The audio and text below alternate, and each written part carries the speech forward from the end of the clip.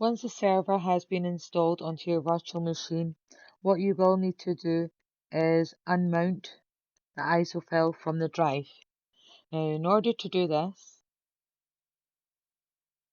in your virtual machine, go up to Devices, select Optical Drives, and select Remove Disk from Virtual Drive.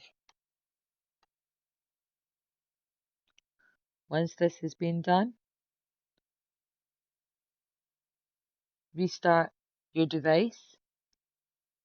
Now, doing this is equivalent to removing your DVD drive and moving your DVD from the disk drive in real life.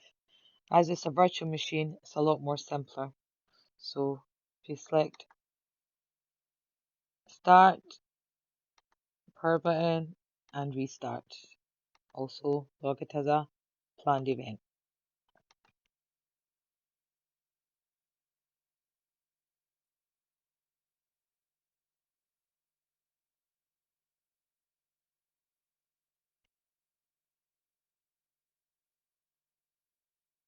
You log on to your virtual machine,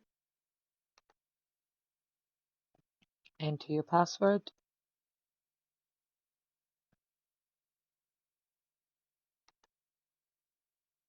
and you'll notice it's a lot faster because it's booting directly from your installation rather than from the drive.